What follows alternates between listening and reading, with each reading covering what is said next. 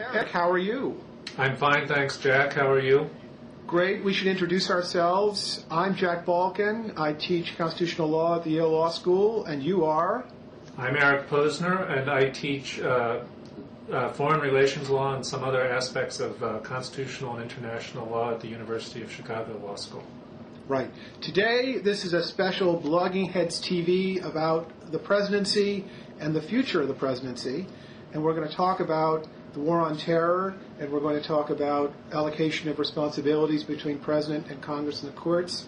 And you've just written a book with Adrian Vermeule of Harvard Law School called Terror and the Balance, correct? That's right. And in this book, you take a strong position about the relative roles and responsibilities of the President versus the other branches, correct? That's right. And say a little bit. My understanding of the book is, from what I've read of it and parts that I've read, is that your view is that in terms of sort of the cost-benefit analysis of who's best likely to deal with problems as they arise and emergencies, the President's in much better position. Yes, that's basically our position. We make 2 points, 2 basic themes that run throughout the book. The first is that when an emergency strikes, whether it's war or a terrorist attack or an insurgency, there's going to be a basic reasonable impulse to take security measures that will reduce civil liberties, and that's unavoidable. It's not a bad thing. There always has to be a trade-off between civil liberties and security. Mm-hmm. And then during an emergency, of course, there's an ordinary trade-off during normal times, but during the emergency, the trade-off will change a little bit, and civil liberties will be reduced or infringed depending on how you think about it. The other point, though, is about who actually should make the decision, who should have the predominant role in determining the proper trade-off between civil liberties and security. And our argument is that the President should. Partly this is a descriptive point that historically the President has always been given a great deal of discretion, both by Congress and the courts, to take security measures that infringe on civil liberties. But I think more important, we make a normative argument that this is the right way to divide institutional labor as between the 3 branches, for reasons that are, I think, basically familiar to scholars. The President is in a much better position to address security threats because of his superior access to information, the hierarchical nature of the executive branch, and as everybody has always understood about the presidency, its ability to act forcefully and decisively in times of crisis. Right. There are several things to talk about. I mean, who knows where we could start? But let me start with one. Should we characterize the current situation as a situation of emergency, or as a situation of a sort of new status quo, in which we understand that we have to deal with issues of surveillance, threats from terror, forms of governance that involve collection of information and data mining? That is to say, is this an emergency situation we're dealing with now? I think it's ambiguous. It started off as an emergency on 9/11, and right. As the years passed, I think the sense of emergency has declined a little bit, and probably correctly, because the threat posed by Al-Qaeda and related groups has declined.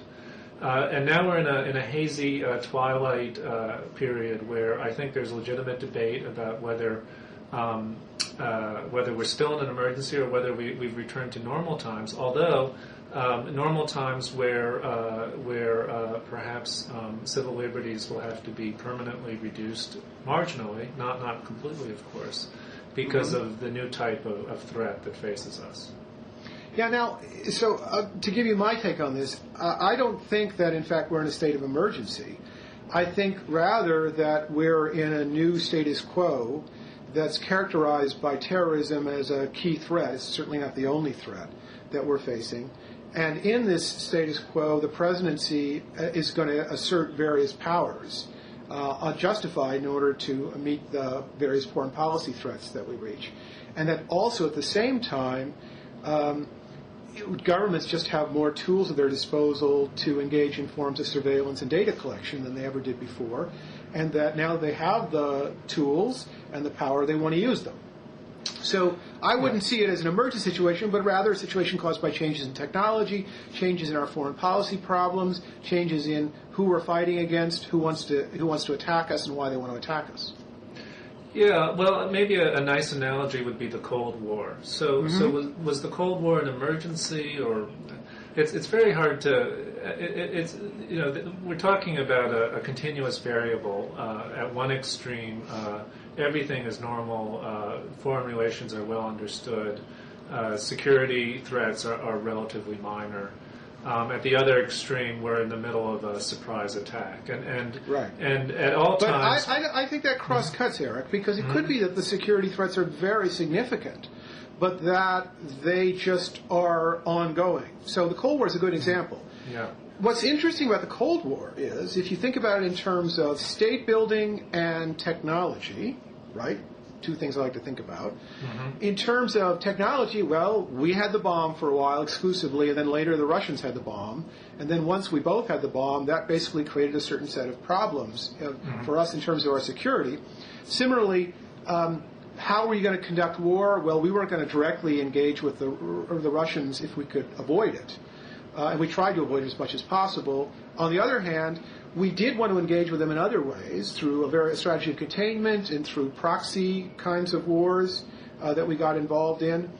So that was like a military strategy, and that was continuous over the period of the Cold War. And then finally, in terms of state building, what we basically did following World War II is we created the national security state. We expanded the Department of War and created the Department of Defense. We created the CIA. We created a whole series of new institutions that essentially were dealing with the threats that we saw emerging from the Soviet Union and from world communism. And that created enormous new powers for the government and opportunities, but it also created problems for civil liberties. And one way of understanding what happens in the period during the Cold War is you get the reconstruction of civil liberties around the problems created by new technology and the creation of a national security state. Yeah, so basically, I think that's what's going to happen now. I agree with you. I agree with your general description, and I think that the hard question is just how do we think about the way that civil liberties will be adjusted in response to changes in technology and changes in the security environment. And so in the Cold War. Right. And this is something I wanted to ask you about. In the Cold War, one way of describing what happened is, in fact, the creation of a national surveillance state. Your term. That is, an earlier version, I would call it the national security state. I think the national surveillance state describes what we're in now. Yeah, but why exactly? Because it seems to me that surveillance was actually much more... Surveillance of Americans on American territory in particular was much more prevalent and intrusive during the Cold War than it is today. Do you disagree? Yeah, I actually disagree. If you think about it in terms, if you're asking was there domestic surveillance of American citizens during this period, yes, there was. Of course, that's what the Church Committee findings were all about. Right. If you ask, though, about the degree of ease and the ubiquity of the surveillance, I would say, in fact, we're in the opportunities are much greater for ubiquitous surveillance and for prevalence of surveillance than they ever were before. Why? Because remember, during most of the period of the Cold War, most Americans didn't have credit cards. Most of their personal data wasn't electronically available. You had the Social Security and the IRS as something that collected data on Americans. But data processing technologies were relatively primitive from the standpoint of what we have today. Similarly, sorry, go ahead. I'm sorry. Similarly, basically, your major method of surveillance would be high cost methods of tracing people using other personnel, paper shuffling, telephone wiretapping would be the basic technologies of surveillance that were available during that period.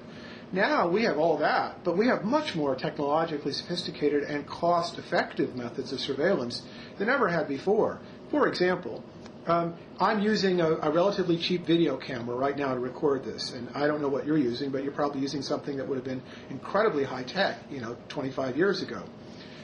We can put surveillance cameras in most places in large metropolitan areas. We can use them to get all sorts of data we couldn't get before. The NSA has tools that were, that the NSA would have, or the CIA would have loved to have had 30 years ago. They can't, now they have them. It seems like yeah, go ahead. It seems like a really sort of complicated and cumbersome way to recreate the small town environment of the 19th century when surveillance was really common and intrusive. And you can imagine that if the national authorities wanted to find somebody, they'd just show up at the town and ask the mayor, who's been making trouble lately. Isn't technology a two-edged sword? So it's true that I have this strange video camera in my office, which I assume is cheap. It certainly looks cheap, and I can't understand. But I also have all of these ways of communicating with people now that I didn't have in the past, which may be difficult for the government to tap into and observe. So it's not actually clear to me that in terms of what we really care about, which is how much my personal communications and my ability to think critically about the government and society has been hurt rather than enhanced by changes in technology. Well, I would say that on the notion that the government is unable to find out what you're saying or what you're thinking or what kind of business transactions you engage in, I think you're wrong. It all has to do with the question of how you build the system. So, as you know, the CALEA statute was designed to require that you build a back door to certain telecommunications facilities. And one of the interesting issues is the extent to which CALEA requires that you build a back end into voice over internet protocols, like Skype, for example. If the government designs its telecommunications facilities correctly, and believe me, they're trying to do so, in fact, it will be completely seamless. You won't know that, in fact, the stuff is being surveilled. Similarly, you have no idea what kinds of personal data you're giving away for free all the time when you use a search engine or when you purchase consumer goods. The whole idea of building a surveillance state is precisely the fact that it's completely backgrounded and that both public and private entities are able to not only get information about you, but also to engage in data mining and collation, which would never have been possible before. So take your 19th century example, right? You go to the mayor and you say, hey, who's been causing trouble recently, right? The mayor has very limited information about this. He can tell that somebody stayed too long at the pub, or somebody was basically, trashing some place in town. But you know what? What we can do today? What we can do today is we can find out who's buying what, and when they buy this, what else are they likely to buy, and what zip code they're likely to be in, and what other possible connections. And we can actually also anonymize the data, so we're not even worried about what Eric Posner buys. We can find out what people who live in this zip code who have these tastes and preferences are also likely to be concerned with, and what other kinds of things they're likely to do. We can look at contact information. The mayor in the 19th century could never have the contact information that we have now. We could find out if this phone number is calling this phone number, how often they do it, how many times, and that person, who are they calling, or that phone number, who are they calling. This is kind of information that 19th century constabularies, which didn't exist as much as they do today, and government officials could never have had. It's the change in what you can know, and when you can know it, and what kinds of knowledge you can draw together, which characterizes what I'd call the surveillance state.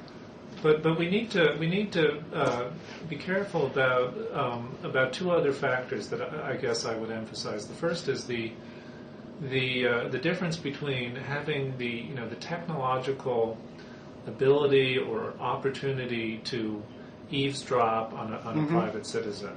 Right. Which in a way, in some sense, the government has that in infinite supply, because it could always, tell its scientists to go find yet another creative way, or it could put up another 200 spy satellites and instruct them. Right. It won't be done by the government. It'll be done by the private sector. The private sector has an interest in getting information about consumers so that it can offer them goods. Exactly. Right. Exactly, but then there's this question of, well, is the private sector going to cooperate with the government, and whether and the point I really wanted to emphasize is whether it's in the interest of the government to exploit this technology to the extent that it's really going to interfere with our privacy. So, another I'm sorry, big the difference. answer it is not in the interest of the government to exploit the technology in a way that would interfere with our privacy. Oh, so what's the worry then? What's the concern? No, I'm sorry. Are you saying that it is not in the government's interest to exploit the technology in a way that would interfere with our privacy?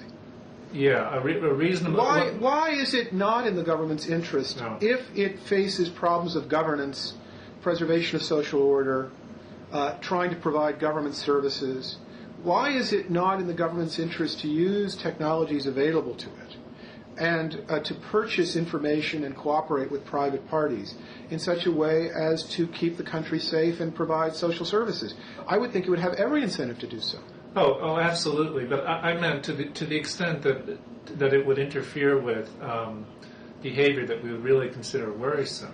So let me give an example. So another big difference between today and the 19th century, and I actually do disagree with how you describe the differences. So in the 19th century, people lived in small towns. They had very little freedom to think what they want, say what they want. There were enormous pressures to conform. People were much more conformist in those days, at least within the context of their town, than they are now. Much less free to explore, different personalities or what have you, because of this enormous. When you're living in a small group of people, they're much more effective than technology. Now, the national government has to be able to deal with the local authorities, and that might reduce its power somewhat. But it still strikes me that we're much freer, even with all of this technological surveillance today than in the past. But the point I wanted to make was, okay, so today the country is much bigger. There are 300 million people. Most of them have a lot of money, and all these commercial sites arise to help you maintain your anonymity, and you can travel more easily. You can leave the country and talk to people outside of the country.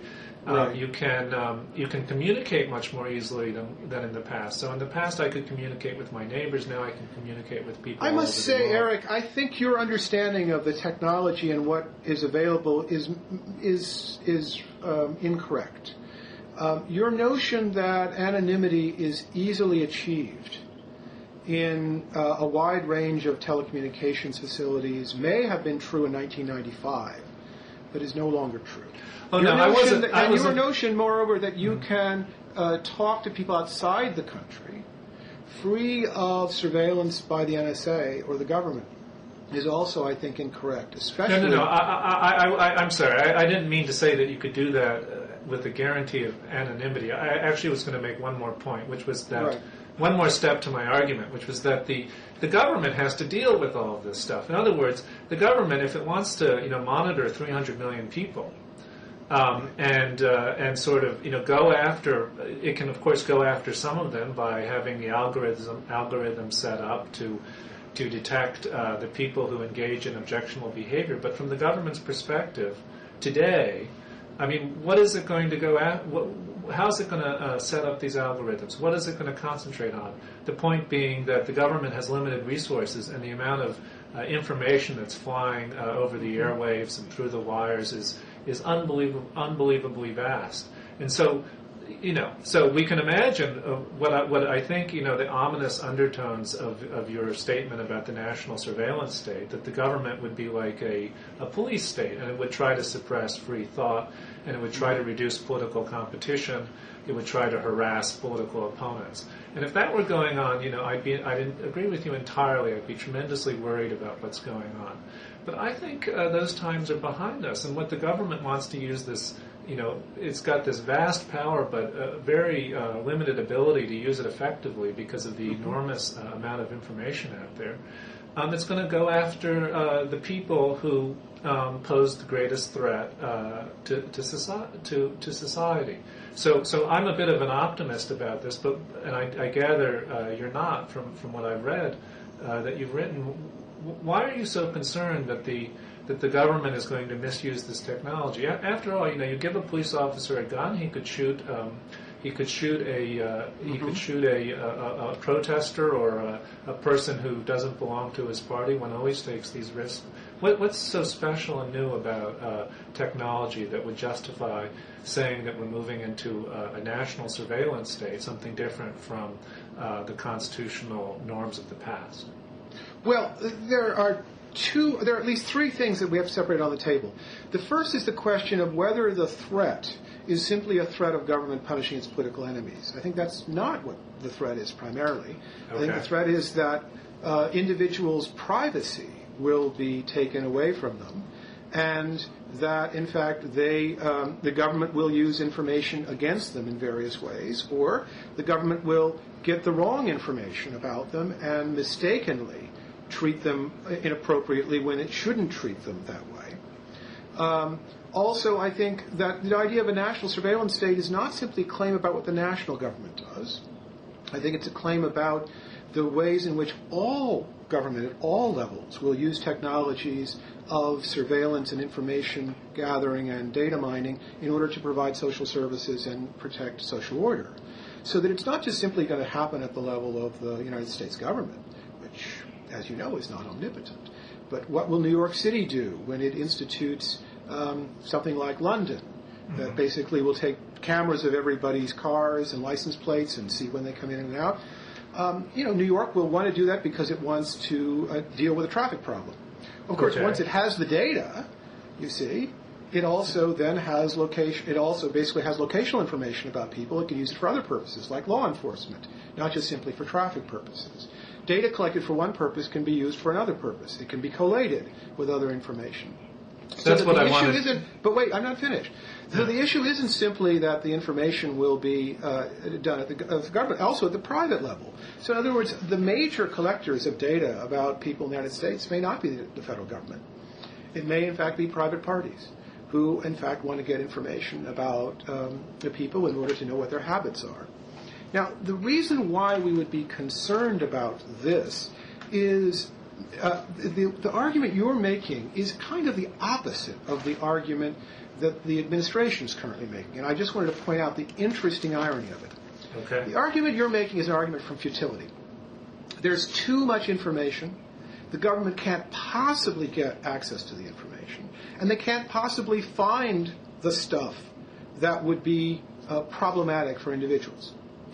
The government's argument throughout the past 6 years has been precisely the opposite, Eric. It's been that we now have the technology to find and locate and separate out the wheat from the chaff.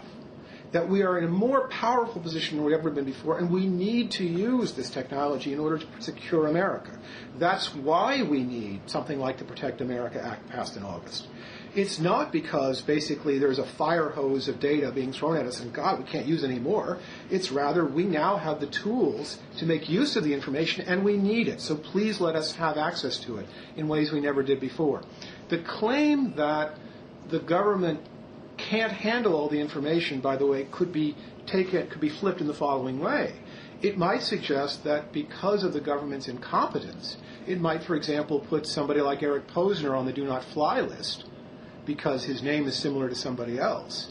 That shouldn't be on the do not fly list, and the government's bureaucratic inabilities will keep Eric Posner on the do not fly list, even in fact it's not doing any work for them, or in fact it might lead to misuse of government resources.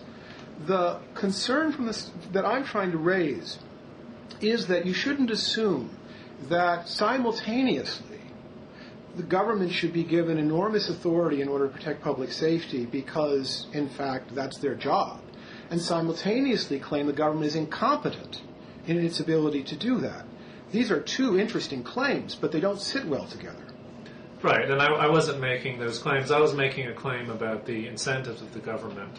So given that it has access to... Let's talk about that. Yes, obviously, I start with the assumption that you do, Eric, which is that the government's incentives are to do what governments are supposed to do. Protect social order, protect national security, deliver services. We start there, right? Mm-hmm. Now, what is the difference between us? My view, I think, I'm trying to figure out how my view is different from yours. I think it would be down to this, that if I see those as my tasks, and I'm given those tasks, those are what I'm going to focus on. And what I'm not going to focus on, or what I'm not going to care about so much, is the collateral effects of my work on civil liberties. And here's the analogy I'd offer. With the New Deal, you get an enormously more powerful federal government that is focused on delivering social services and protecting national security. It's at the very moment that that happens that people start worrying, well, they were worrying before, about civil liberties. They were worrying about a different set of civil liberties, perhaps, than they worry about today. But people took the threat that the New Deal posed incredibly seriously as a threat to the rule of law, as a threat to ordinary individuals' liberty. And that they saw that the rising administrative state and welfare state created a serious danger for Americans. And so what you got was pushback on the part of people who thought that if we give the government all these new powers in the administrative and welfare state, we also have to create a new set of checks in the form of civil liberties. And modern civil liberties law can be understood historically as a reaction to the New Deal. Yeah. That's one way of understanding what's going on. Now, the claim I want to make is almost the same historically. That we've given the government a broad range of new powers, which we think we have to do in order to do the things we expect from government to do. But at the same time, in order to give government that power, we also have to have various checks in the form of civil liberties. This is not, I guess the difference is, you see it as this is a balance between civil liberties and security. That's not the way I imagine it. Right. I imagine it as we have new technologies, new powers, new threats. In those technologies, the notion of civil liberties arises as these new powers and threats are being created. They come together. It's not balancing one against the other. The other is a natural outgrowth of the first being created. The New Deal gives rise to a certain notion of civil liberties, and this will give rise to a notion of civil liberties. If you think it in terms of balancing, then you get the static conception. Well, a little here, a little there. But that's not what's going on at all. Okay, well, let me see if I can characterize our disagreement. Well, there's a real disagreement, but it's, I think, more subtle than one might think at first. So here, let me put it this way: the New Deal state arose because people were concerned about, welfare, social welfare in a general sense, economic and regulation, disruption, and security. And then also the fact that the new state could combine legislative, executive, and judicial functions all in one. Right, and that's actually the point that I'm going to get to in a moment. But let me just point out a kind of an odd aspect of your story, because people care about social welfare and security, so they support a big state. But people also care about civil liberties. That is, they care. Let's make it a little more concrete. They care about privacy. They care about being able to associate with whoever they want. They care about being able to practice their religious beliefs. They care about being able to criticize the government. So the question is, if the government is willing to respond to the people's desire for greater security and greater economic welfare and a fairer distribution of wealth, why wouldn't we also expect that the government would be willing to respond for people's equally strong desire for freedom of speech and of association and of religion and all that? And I think, you just look at the political process over the last 6 years. Mm-hmm. We see people saying, we have to have more security. We have to, give the government the power to engage in various forms of surveillance. We have to let the government exploit the technology. But you also see lots of people saying, look, we don't want the government to be able to, listen in on private conversations. We don't want the government to be able to harass, ordinary Americans who are not really threatened. We're terribly concerned that people like Jack Balkin or Eric Posner will be picked up on the street or put on the do not fly list incorrectly. Well, we won't be picked up on the street, but they wouldn't let either of us fly these days, Eric. Well, they can. The government makes mistakes, and so we're worried about this. We, the public, are worried about this. And if the government is democratic enough that it cares about the government's concerns, the public's concerns about security, it'll also be concerned about the public's concern about privacy, and all of these concerns about privacy and freedom and so forth. They're so much more prominent in public debate today. That is, among ordinary people and newspaper editorials and op-eds and all that stuff than they've ever been in the past. Mm-hmm. Now, the one point that we agree about, but see, I would put it much narrower than you have. I don't see any reason for the government to put less weight on civil liberties generally than on security. And by the government, I mean the president or the president with Congress, however you want to think about it. Mm-hmm. But I am worried about political competition. That is, I do think that the key is that there has to be political competition in order for our system to work. The government has to believe that if it doesn't supply civil liberties and if it doesn't supply security in the right balance in a manner that pleases the public, then it'll be thrown out of office. And it can only be thrown out of office if we have a legitimate democratic process. And then let me say one more thing. Here I think, and we were going to talk a bit about the Bush administration, so let me bring this in. Here I think, whatever you think about the Bush administration, as far as I know anyway, maybe more secrets will come out, it hasn't been the Nixon administration or the Johnson or the Kennedy. That is, the long tradition of spying on political opponents and harassing political opponents and trying to use government powers to get an illegitimate advantage over political opponents seems to have ended in the 60s or 70s, let's say the 70s. The Bush administration, for all of its faults, hasn't tried to use its increased executive authority that it has obtained as a result of the war on terror to smash the Democrats. Or am I wrong about this? Do you disagree? Well, I think there are three. Let me try and sort out all the points you made. One point that I'm going to come back to them, but one point that is very important is that the government as a whole is going to be the source of civil liberties protections in the coming age. You and I agree on that. Yes. The interesting disagreement between us is what constitutes the government and what roles they play. So in the model you're offering, the president is central to me, central. And in the model I'm offering, the government constitutes all three branches and their interactions with each other. And I want to come back to that point in a second, because that's important in understanding how we think about civil liberties. The second point you made, very important point, was that the kind of threat that we're facing today is different than the threat of civil liberties that was faced in previous eras. And I, of course, don't know whether or not the Bush administration has done exactly what it did with Martin Luther King. One way of understanding the U.S. U.S. Attorney's controversy, though, of course, is that it looks as if the Bush administration was trying to stock the Justice Department with people who would selectively bring prosecutions against Democrats in close races, or would selectively bring prosecutions about voting fraud, whether they were justified or not, in swing states where there were close races. So that isn't the same thing, I think, as spying on Martin Luther King. That's the attempt to manipulate the Justice Department in order to manipulate certain structural features of the political process. The other concerns aren't like spying on Martin Luther King. They're like the idea of basically throwing people on surveillance lists who shouldn't be on surveillance lists, and rounding up large numbers of immigrants right after 9/11 and holding them incommunicado for long periods of time without finding ever really any evidence of any connection to terrorism, but eventually deporting most of them.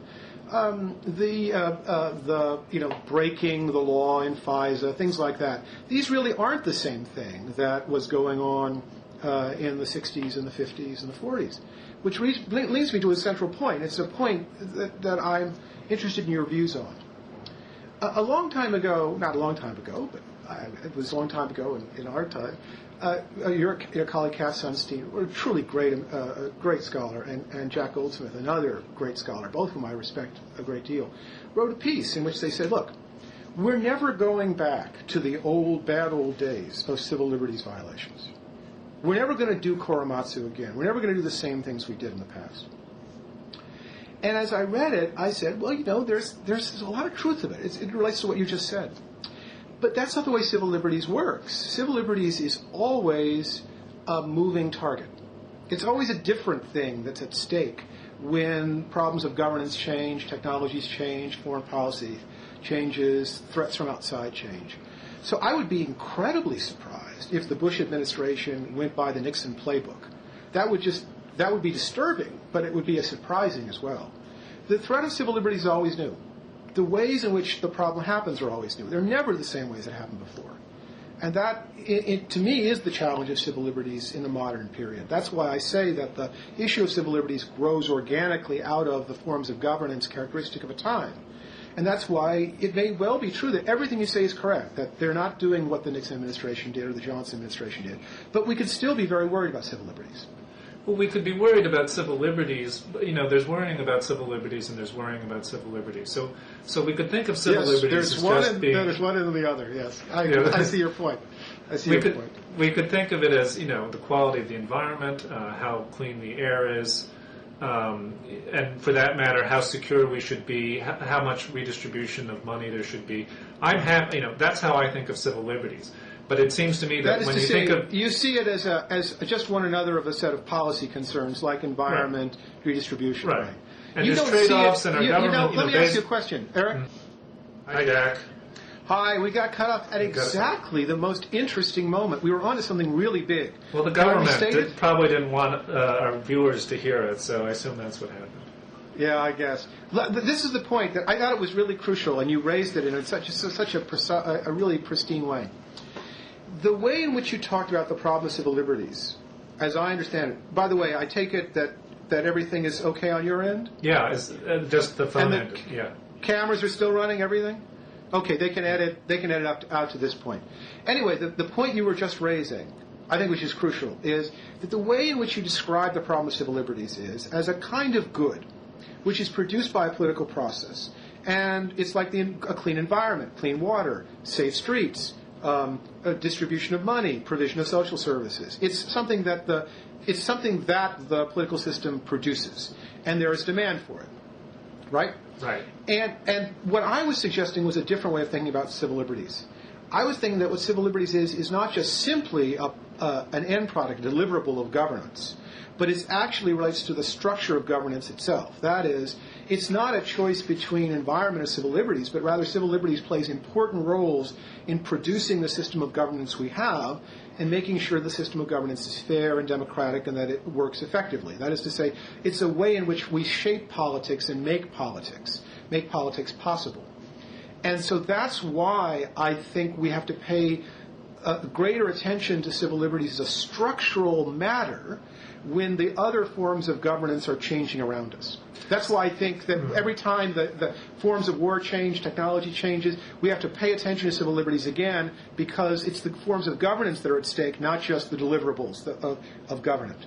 Right. Well, I don't disagree with you, Jack. It's just that I think that when people use civil liberties in the debate, in the specific debate surrounding the war on terror, they don't make this crucial distinction. So some civil liberties, I agree, are essential to maintaining what I would call political competition. That is, a democratic system that ensures that the government is responsive to what people care about. Other civil liberties are just policy outcomes. And I don't. Do we want more privacy? Do we want less privacy? Do we want more free speech? Do we want less free speech? Right, exactly. So some people just don't like the idea of being on camera as they walk down the street. I respect that. That is to say, if people are offended or dislike it enough, then I think fine. We'll just have to put up with a little more crime, assuming those cameras are effective at reducing crime. But when people say, well, because of these cameras, the government in power is going to be able to prevent critics from criticizing it or the other or opponents from taking power from them, I'm much more skeptical. Now, this actually gets back to the beginning of our conversation. One of your big points, an important point, is that, well, if you give the government the technological means to do the rather, policy type of civil liberties, the policy type, the type of criminal law enforcement or securities protection that everybody would agree with, they also might have the means to undermine political competition. And my response to that is just something like, look, we have to be vigilant about this, and crucially, we need evidence of this. We have to be able to be able to observe instances where the government misuses this power before we should start shutting down what could be valuable instruments for preserving security. Can I give you a couple of examples and just ask, we can use it and think about this political competition point.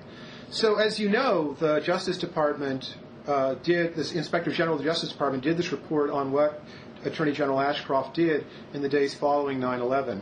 and concluded that, in fact, that the Justice Department had really overreacted and had basically herded a very large number of Arab and Muslim immigrants into conditions and kept it secret for a very long time, and when in fact there wasn't a very serious threat, and so it misfired. The process didn't work correctly.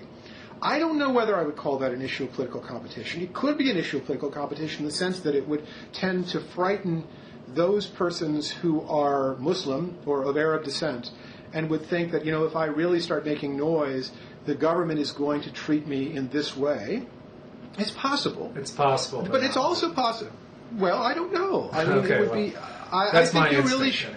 Yeah. I know, but you really probably should talk to people in the United States who are either Muslim or are of Arab descent and ask them whether or not they feel that they can't trust the government to give them a square deal, especially after 9/11. And it's also possible that even if it doesn't create a problem for political competition, it's also possible that what it does is it just violates people's rights, and that's quite different than saying that it's an insufficient delivery of a particular government service. I don't think it's that different. I mean, this is maybe a basic philosophical difference between us. This is an important difference. Yeah. Right. In other words, I would like to say that the government doesn't deliver rights in the same way that it delivers other kinds of payments and other kinds of activities. That in some sense the rights are the structure of governance and its relationship to the people in a democracy, and that part of what governments are supposed to do is basically preserve this structure of rights. Here's another example. Jose Padilla, an American citizen, is picked up at the airport in O'Hare and held without basically the basic rights of habeas corpus, the right to an attorney, the right to a judicial hearing, for years, basically. Just for years. And then finally, when it looks like the Supreme Court is going to say something the Bush administration won't like, the Bush administration whisks him off into the criminal process and then tries him what it should have done originally, which is indict him and try him in the criminal process. I find it difficult to see that as primarily about political competition. I mean, Jose Padilla is like one guy's vote, and the number of people that the government is going to whisk into this situation is probably not very large, and so most Americans, probably you and I, don't have to worry about that happening to us. Right. Yet, I don't think that we can understand whether this is a good or bad thing that the government did simply in terms of whether it promoted or inhibited political competition. I think this is a question of the government's violating key rights of American citizens, effectively suspending habeas corpus, a crucial structural feature of a free society. And so if we reduce everything to delivery of services more or less, we miss out on that aspect of governance and that aspect of what a democratic state is supposed to be about. Yeah, I think I would fold that into the political competition story. And I have a feeling that, when we talk about habeas rights, we get confused because of the traditions and all that stuff. I would say it's a bad thing when an innocent person or a person who hasn't Well, there's no guarantee that he was innocent. Jose Padilla was no choir boy. No. The question is whether or not you put him in the criminal process. Right, but he may have been treated much worse than he should have been treated, even if he was a criminal, right? And that's a definite cost. That's a cost that the government is constantly imposing on people when it experiments with new policies in response to new events. Right.